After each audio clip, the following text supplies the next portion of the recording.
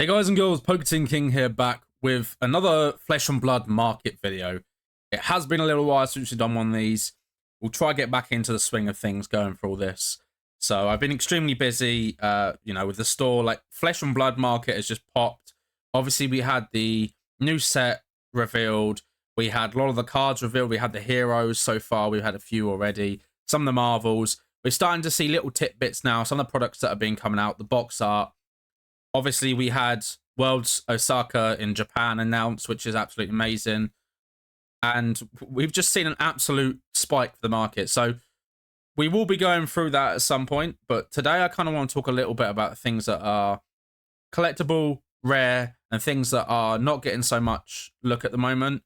Some things that, maybe people have got in their collection, they just forgot about, or things that people are trying to get rid of. Things that, and people go, okay, well, I'll get back to it. I've got goals right now. I'll get one of these eventually. So we're going to go through the first 3 gems. We have done videos many times on these before. It's probably been about a year now, actually, which coincides with the graph that we've got here. So if we can see at the top here, we had these absolute spikes, which was last summer. We had really good movements from sort of February to May of a lot of sealed stuff, a lot of alpha stuff, which coincides with kind of what we've been having this year. We've had a lot of liquidity this year, a lot of alpha stuff, first edition WAC, WTR, ARC, and Crew has been selling. A lot of gold foils, a lot of judgment, a lot of the high rarity, expensive stuff is selling. You're seeing a lot of the extended art tunics coming out. Loads of those have been coming up for sale. But I want to kind of talk about these. So we can see the graph here. We had some, we got up to 500 euros. And then we've dropped all the way down from August to September. And then as these prices started dropping, people panic sold. And we've got all the way down here where we are at about 330 euros. So there's quite a few copies on here. It says there 44 copies. It'll be interesting to see how many copies versus last year. Maybe we'll look back at the last video. But so a few copies from some low feedback sellers. Then we've got DC Trading, which are in Austria, massive sellers, same as Arctic. And then we've got Relic, which are huge as well. Daisuke as well, which is Jeremy. And then we go on and we'll see some other sellers, like Sapphire Cards. You see quite a lot of these names that you'll see kind of popping up a lot. Souls Bazaar, aka Tom, one of the sellers in the UK. But yeah, so there's quite a few copies now. We've seen the price drop. So this card we know is 1 in 960 packs. It's extremely rare. It's an icon, right? It's when you think of Flesh and Blood, you think of cards like Tunic, but you think of the first 3 gems.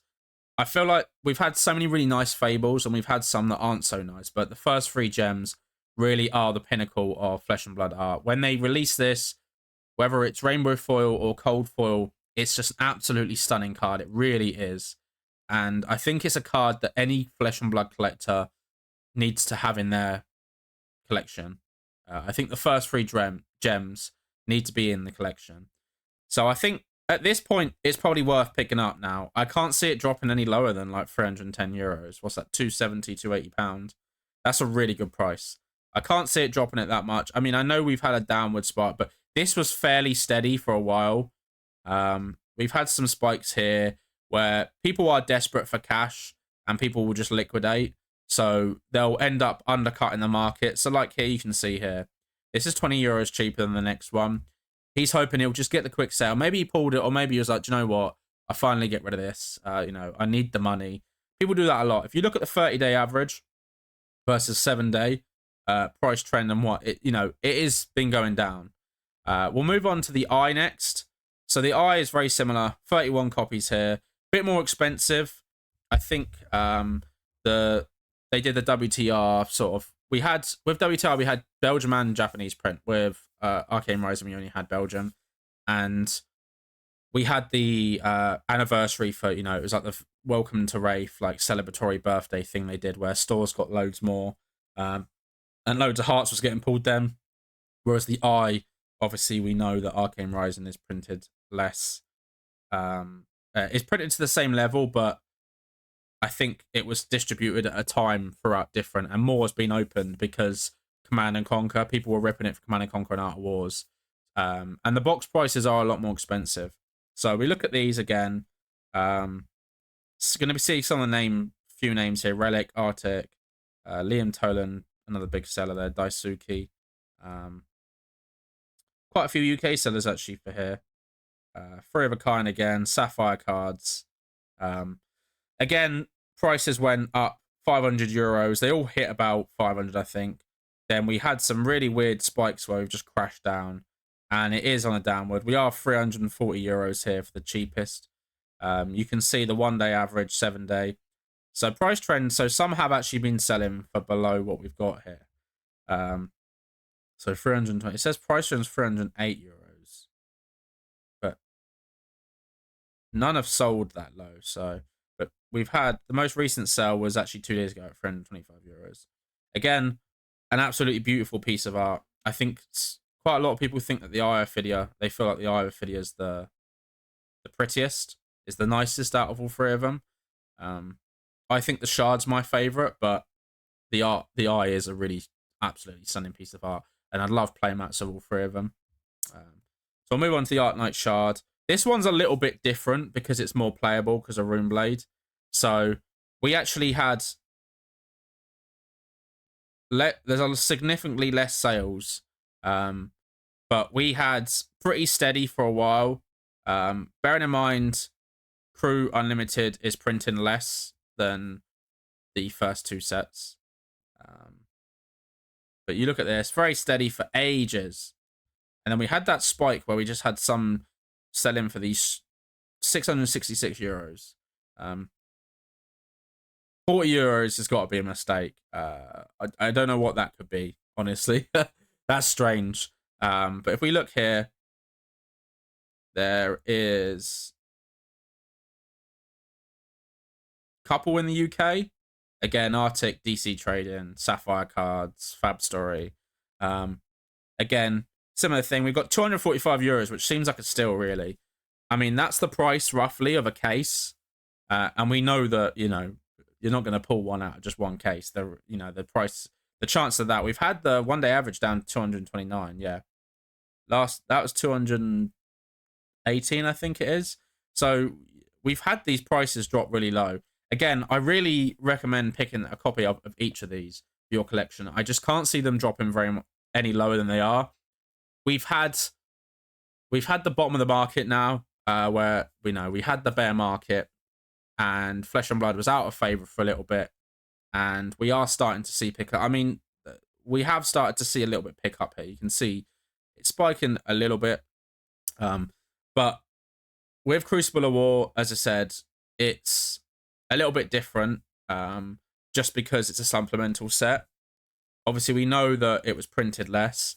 We can check. We've got the Flesh and Blood rarity guide here, and we can see that boxes. Oh yeah, so Unlimited Arc was printed less. Sorry, I completely forgot. I was thinking the first edition, but you can see these print runs here. So this is a rarity guide document. If you want this, I can send it over to you.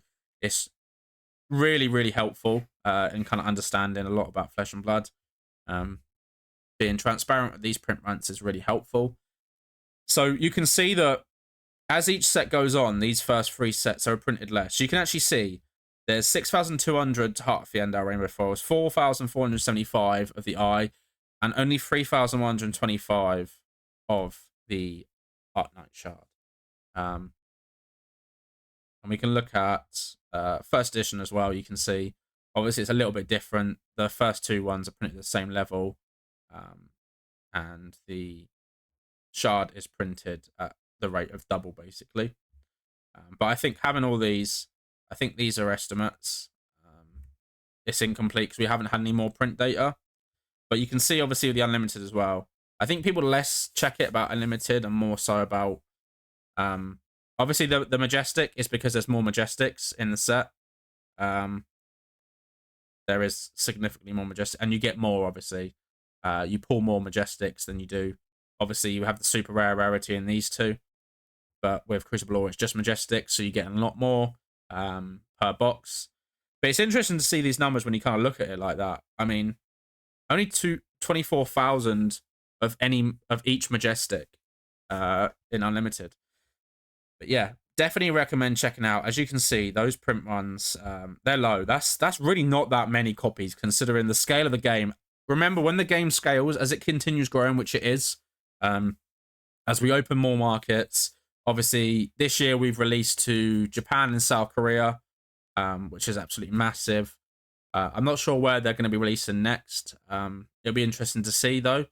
But as the game scales, this number isn't changing, but the potential buyer pool for this is always growing. And that's why it's so important and really helpful to have these numbers. Because you can see that and go, right, okay, well, 3,000 copies, that's, you know, that potentially could be the amount of people turn up for a Flesh and Blood event at some point. And then I'm going to move away from the first 3 gems. I'm going to go into some of these extended arts. We will go to a couple of other ones, but we'll start off with Lunar Ascension because I think it's quite interesting because it's one that sees a lot of spike because of it being Light Warrior. Obviously, Bolton's an interesting hero because I feel like I know quite a few people that play Bolton, but not so much at events. So I think we had spikes here maybe when Dusk Till Dawn came out, but they don't sell very often just because we don't have many copies. I mean, there's 25 copies on the market. I sold one recently for, I think, around 95 euros. But the cheapest in the UK is 120 euros. So it's, I mean, Daisuke's got 6 copies. And then I think this is Tobias at Siglet Games, who has 3. But this one's signed actually by the artist, which is interesting. That's definitely interesting. It's a card that doesn't really sell very often because it's not a card that comes up very often. Again, when you have, as more sets continue to come out, you've got more cards that people are collecting, more cards that are going for. Obviously, you've also got more TCGs that people are playing and collecting right now. You can't have everything. So people will start selling cards like this because they're like, do you know what? It's held quite good value. It's an easy sell. I can sell it. I can put it up for 80 euros and it will sell. Get my money out of that. I think that might have been my sale at 90. Get my money out of it and move on. And I think that's the thing. The amount of opportunities and choices that people have is the reason why everything can't be continually going up all at once. Even if it's rare, as we know with these. I mean, we can look at the... does it say on... I'm not sure if it says on the rarity guide about the extended. If we go first edition, yeah. It's extended. 1,667 of each. Which means there's actually less of each extended art than there is of the Great Library of Solana. Which is mad.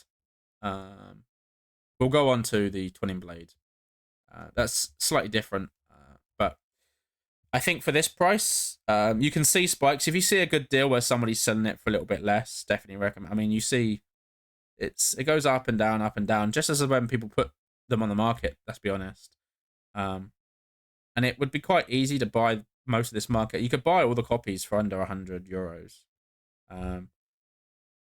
But most sellers only have one for sale. And then we've got there's a couple of others. Let's go through the other ones. The other ones are cheaper. You got one that's really cheap. What do they come under? They come on Majestic. Most expensive. Yeah, so you got the Heraldor edition, which is the most expensive one. Again, it spiked. That might have been a great sale, but it spiked with Dusk Till Dawn with Prism. But again, 35 copies. This is a little bit more expensive. This is still one that I need to pick up, so maybe I should take my own advice and pick one up. Again, a lot of the German sellers. Daisuke's got 3 copies. A couple of ones now they've got 3. This is a 9.5. It's probably a good price, to be honest. You could probably negotiate on that price, I think. Including top loader and booster to double sleeve. Yeah. I'm not sure why they mention these binds. Maybe it's for their reference. This could be when they listed it, and this could be referenced so they know where to find it. when it comes for sale. If they sell it, that's fair enough. And then we've got the cheap one, which is we're gonna have to go down here a little bit for it. Mark of the Beast, there we are, right in front of me. This one's the cheapest one again. It's Shadow Brute, so it's not really. It's had a couple of spikes, but for the most part, it's not selling. There's actually 32 copies. There's even less copies of this, but that could just be because people, when something hits a certain price, and they go, "Okay, I'm going to sell it now." See, Daisuke's got 4 copies. Card Empire's got 6. Some of these have got to be. These got to be 100. Wow. Okay, 100k sales. Mana Vortex. Yeah. Some of these got to be graded, I think, or they just been, because a lot of people just leave them at the price and just do it. I got a PSA 10 copy of this. Why did I grade it PSA 10? I don't know. I just graded it anyway. I don't see this going up for a while, honestly. But again, if we go back to the rarity here, there's the same amount of copies of them. So if you're talking about purely collectible in terms of like, you know, that collectability rarity, it's just as rare. It's just not as playable and not in demand. The artwork's not as nice. But definitely recommend getting a copy of each. And I want to go into Twin Blade, because Twin Blade is one that, like, it's always been expensive. And you can see that. I mean, this only goes back to November, but 5 copies for sale. Significantly rarer. I mean, I think with the Twin Blade, with these first 3 sets, people have got they've graded it. It's in their collection. I mean, got a BGS 9. Why is it? I guess it's mint. It's 9 basic plus. Okay. This one's raw for $3,000. Yeah. This is one that's going to be definitely better buying privately. I mean, a lot of these high value cards I wouldn't be picking up at Cardmarket. It's just I can see the price here, so it's helpful. I mean, people are buying it on here. Very rarely, though. As you can see, this goes back to 2022. And it has continued to go up because it is extremely rare. Liam Tolan's got 2 copies of this for sale. But yeah, it's an extremely rare card. I had the opportunity of picking one up years ago, and I kind of wish I had.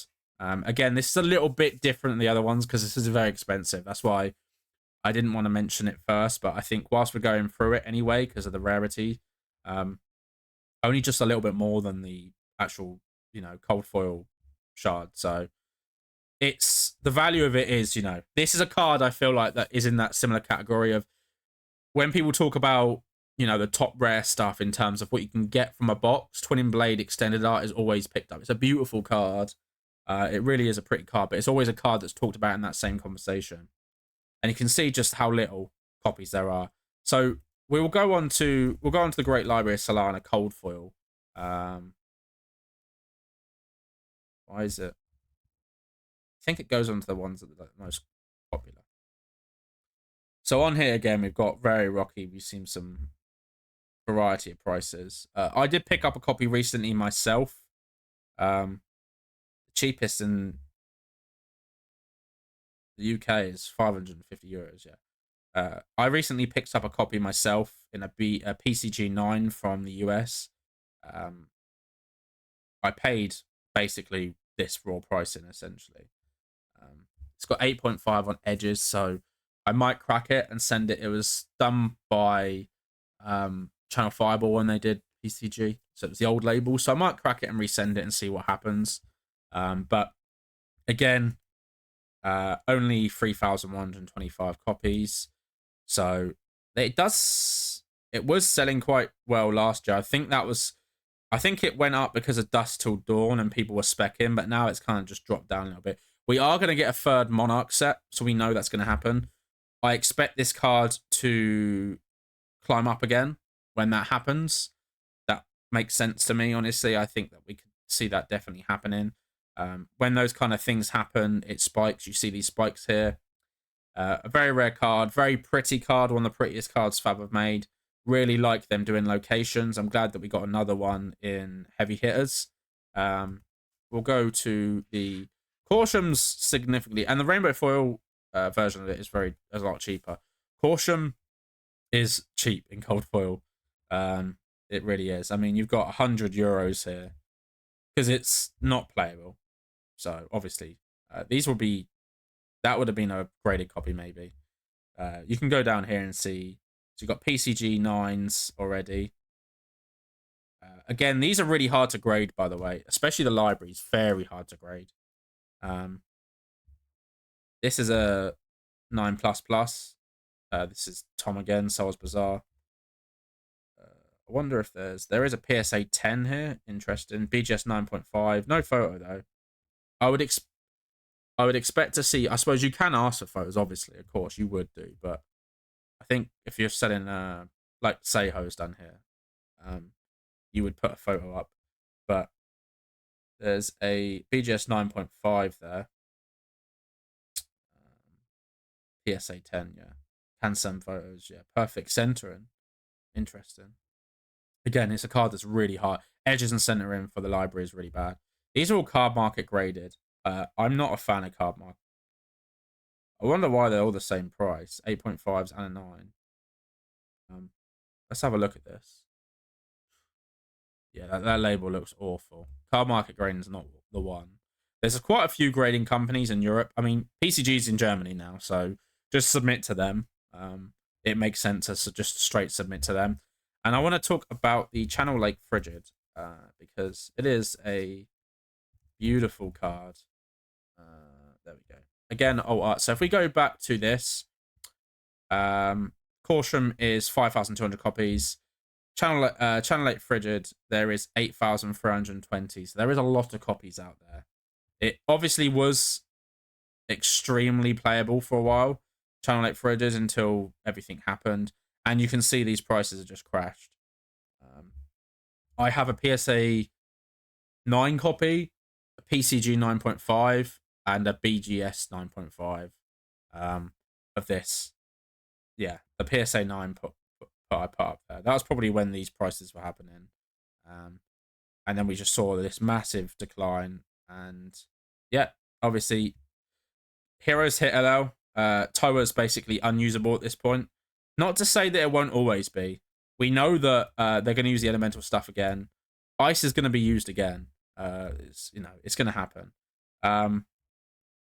CGC 9 there. There's a PCG 9.5 there. It's quite expensive. I don't know if I'd add that much premium on to. So I probably should have put a photo up myself, actually. I kind of played myself there a little bit. But yeah, so I think all of these cards that I've mentioned are probably worth having a copy in your collection. Twinning Blade, I would if you can afford it. It's probably unlikely ever going to go down this point. As we've seen on before, the price isn't dropping. The price is, steady or continuing to grow over the last couple of years. We are about to enter a place in Fab where it'll be 5 years in November since Flesh and Blood released, I believe. So it'll be interesting to see kind of what happens there. Because I think landmark dates or years have an effect with things, because people generally get a little bit more happy to kind of invest and collect when they know that it's safe. Flesh and Blood, again, we know that it's been a game where we've seen a lot of ups and downs with the game. We had the Monarch stuff where everything went mental, and then we saw the prices just absolutely crash.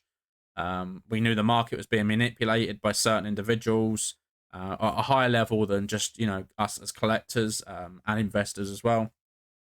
And now we're at a point now where the Steam is starting to pick up. There's a domino effect here. This year, I did say from the get-go that 2024 would be Flesh and Blood year. And so far, we are 3 months in, coming up to 4. And everything that I've said has kind of happened, basically. If anything, I think this year would be better than I thought it would be. The next set, Part of the Mistveil, looks absolutely amazing. It really looks stunning. See if we can get the... I think the box art has been shown. I think. Let's have a look. Oh, I think it's already started to see. Don't know why. Oh, maybe I need to put flesh and blood. That's weird that it's just showing blood. Although it's not showing already. Interesting.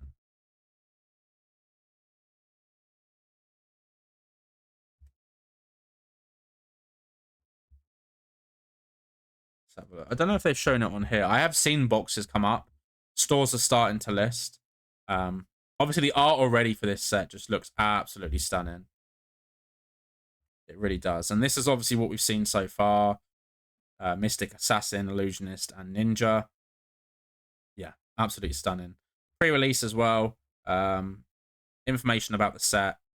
Standard. We are there. Where is it? Japanese language has one additional legendary and Marvel, which will be really interesting. Do they show? They might show on here, actually. There we go. Is that it? Yeah. Look at that box. Absolutely stunning. You would want that on your shelf, right?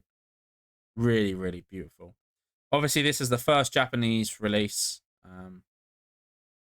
Standalone booster designed for booster draft sealed deck. Absolutely stunning. 6 legendary, and then that other bit will be that there's an additional one in Japanese. And same as Marvel. So it'll be 6 plus. So it'll be not 7 legendaries and 19 Marvels. Again, we've only had 6 of the Marvels shown so far. Product releases. We go back. Will it show us the... I want to see the actual cards. Is it the card gallery? I don't know if it will show what they've already announced already. It might not because it's not out yet. I think they only... Yeah. They only show it, I think, for sets that are out. But I was wondering if they showed the Marvel versions. Card gallery coming soon. But interesting, yeah. So, absolutely amazing. The hype is real. Heavy Hitters absolutely slapped. Everyone enjoyed it. Collectors did. Players did. A lot of the stuff has held its value. This next set's going to be amazing. And it's really interesting to see the market move. People excited. They're speculating. They're planning what they're going to kind of do. So many events going on. I'll go to the main page. Article should be on article, shouldn't it? Is it? I think it just. I think it's just. I won't show the trailer, but I'm interested for sure. There we go. This is nicer. Look at that. 1.5 million. That was mad. Everyone went mad at Worlds when they announced that.